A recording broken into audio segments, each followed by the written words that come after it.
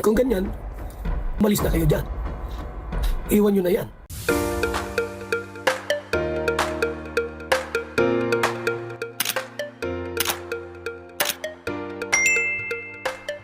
Mapagpalang araw at magandang gabi po dyan sa ating lahat. Magandang araw at gabi po dyan sa mga silent viewers at solid supporters na kung saan ay patuloy na nakasuporta sa ating video. So ito nga po mga kalingap, may panibago na naman po tayong pag-uusapan patungkol nga po kung saan kalingap papayag kaya sa plan mo. So biyahe ni Biancy, siya pala ang magpapaayos, papakuhin ang disenyo nito sa mga kalingap-yangap mo ating pag-uusapan at tatalakayin din araw. Pero bago po yun ay lagi kong paalala sa inyo, bago po tayo magbigay ng ating mga comment at opinion, itapusin po muna natin ang gawa ng video nang sa ganang nyo payakma po ang ating i-comment mga kalingap. At lagi ko rin sa inyo, patuloy natin supportahan ang magama na matubang. At syempre, ganun rin ng kanilang may bahay. Walang iba kundi si Ate na Vlogs at Jacket Tapia. O pusa na tayong magsasawang sumuporta,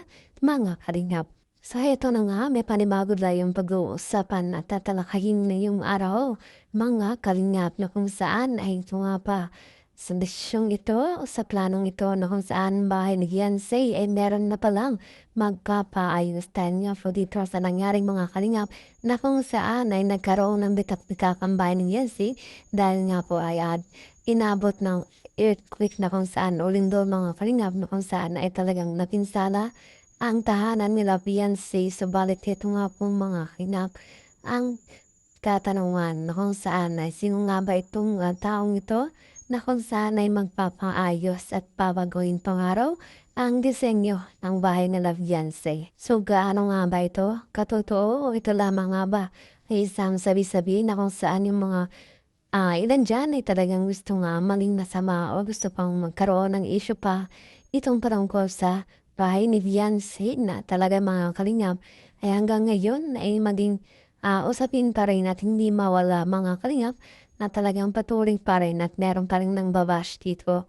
kay Yansay. So mga palinga, kung totoo man nga bang meron ng magpapaayos na iba dito sa bahay ni Yansay, ay ano nga ba ang kasagutan ni Kalinga Prab dito? So kung ating nga pong niisipin at kung ating nibigyan ng reaction nito mga palinga, kung ito man nga po ay totoo, so ang tanong nga po dyan ay unang-una, ay papayag nga ba si Kalinga Prab na meron ng ibang magpapaayos dito sa bayan nila Yansay? So kung tutuusin man nga po mga kalingap, ay mukhang wala na nga pong pakialam dito sila Kalinga Prab dahil ang bahay nga po ay binigay na nito kay Yansay at yun nga po ang napagkasunduan o napag-usapan mga kalingap. So sa ngayon, ito nga po nagka-problema itong bahay na ito sa mga kalingap. Meron pa nga bang pakialam dito si Kalinga Prab o kailangan bang si Kalinga Prab magpapayos nito?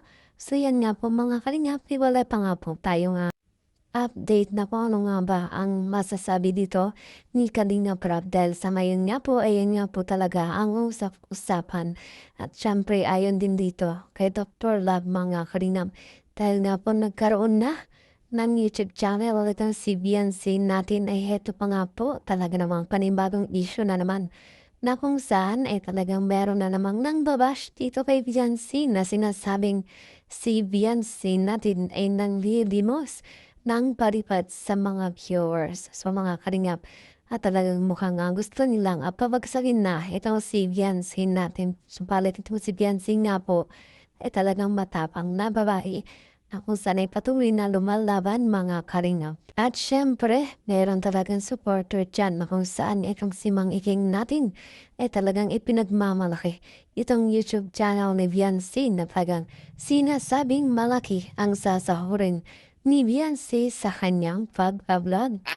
Alis na rin kami, gawa na rin kami channel namin. malalaman at malalaman ng mga taong nakapalibot dyan sa inyo.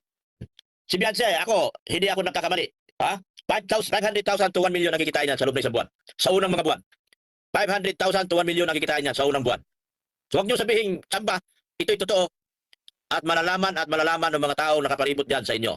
At yan nga po ang inaabangan ng lahat kung mangyayari ba ang mangyayari dito sa pinagmamalaki ni Mang Iking dito sa sasahurin ni Biancy sa kanyang YouTube channel. So mga kalingap, para sa inyo, anong masasabi nyo dito?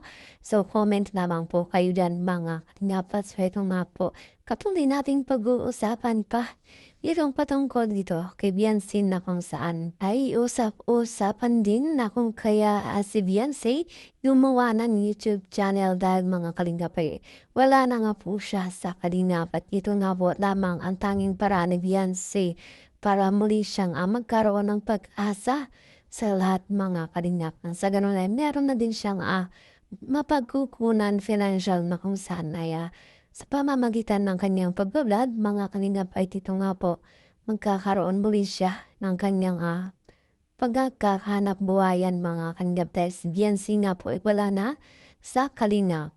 At talagang hindi lubos may isip na kung saan talagang ito nga po nag-viral itong pagsabi ni Biancy na kung saan mga kalingap ay humihingi siya ng palipad at sinasabi na rin ng ilan na si Biancy natin ay nanlulimos ng palipad sa mga kalingap. Nakakalungkot nga pong isipin pero ito nga po ang katotohanan. So nawa nga po ay itong si Biancy natin ay maging successful sa kanyang pangarap sa buhay at sa kanyang mararating dahil mga kalingap marami siyang sinayang na pagkakataon na kung sana hindi natin inaasahan na ito nga po ang kanyang gagawin at sa ngayon ay ito na nga ang kanyang sitwasyon ngayon mga kalingap at nangangailangan ng tulong nitong si Biancy natin at ito na lamang nga po sa pamamagitan ng pagbablog siya kumakapit at syempre hindi mawawala ang kanyang mga supporters dyan na kung saan nakikita naman natin kung sino-sino sila mga kalingap. At sa ngayon, ipatuloy natin suportahan pa rin itong kalingap. Mga kalingap nang sa ganun ay mas marami pa siyang pulungan. At syempre, kanon din ang kanilang may bahay at sa mga kalingap. Patuloy din po ako humihingi sa inyo ng suporta. Panoorin niyo po palagi ang aking mga ina-upload na video. At yan nga po ang aking update patungkol na po kung saan kanina from papayag kaya sa plano. Bahay ni Biancy. Siya pala ang magpapaayos, babaguhin pa ang disenyo nito mga kalingap. Siya nga po mga kalingap. At yan nga po din ang ating naamangan kung ano nga ba ang susunod na mangyayari dito mga kalingap sa planong ito. At syempre, abangan natin kung ano ang masasabi ni Kalingap Rob patungkol dito. Kung sasang-ayon ba o papayag kaya mga kalingap. So yan nga po ang aking update ngayong araw. Maraming salamat po sa inyong panonood at pagsuporta palagi sa aking mga video.